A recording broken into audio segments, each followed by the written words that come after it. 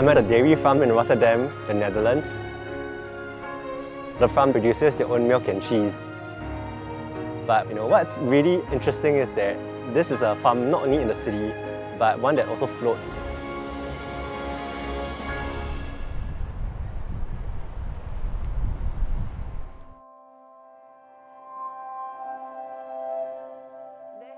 The idea is to bring back farming in the city, to reconnect the citizens with farming.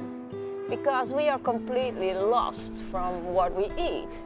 And we do need to realize, where does my food come from? The other thing is that we want to reduce the food miles. If you produce fresh, healthy food in the city, you do not need that much transport. And that is really important because a country like Singapore, it imports a lot of food, and in this case, it is surrounded by water. So if we can put on the water a lot of farms, we can reduce the food miles enormously. And last but not least, on the water we call it climate adaptive. So we go up and down with the tide. So when there is a flooding or when there is a dry period, we can keep on producing fresh, healthy food. That's it. I see some orange fields here. Yeah, definitely. That is the thing, because our research is how can we produce on the farm as circular, sustainable, and also self-sufficient. So our ladies are kind of upcycle ladies.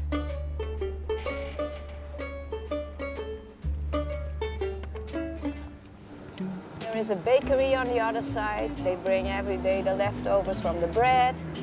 The food bank, the auction, all the vegetables from it, they go to the cows and they upcycle it again.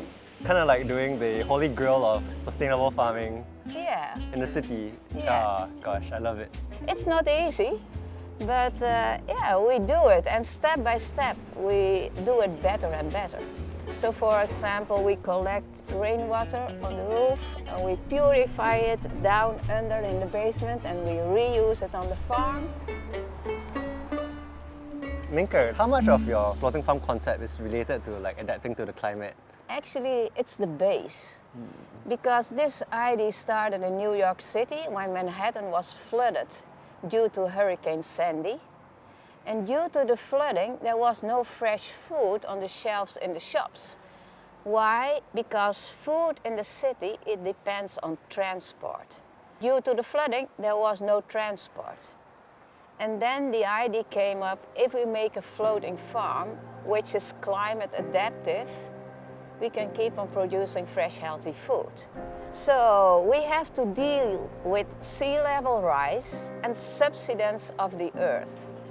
And what we see, for instance, in the Netherlands, it's really hard to maintain all the dikes. And that is why we are thinking probably we will give back to the sea a little bit of land. Then it will be a kind of delta area.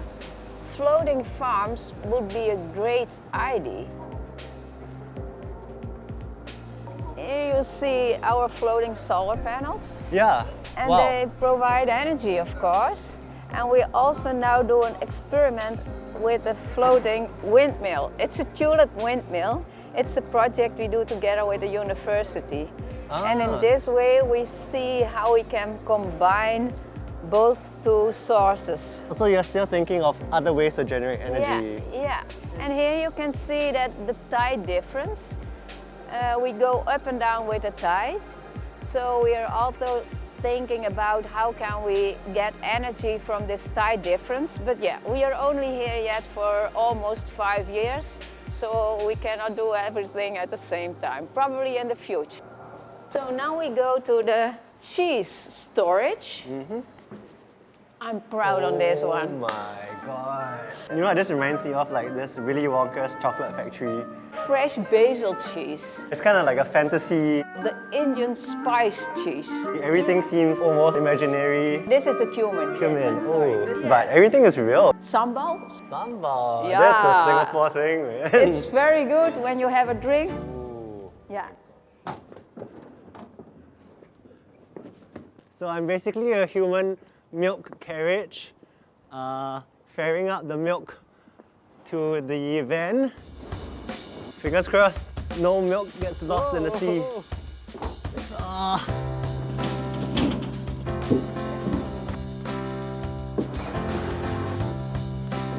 Ooh, what do we have here? We've got some yogurt.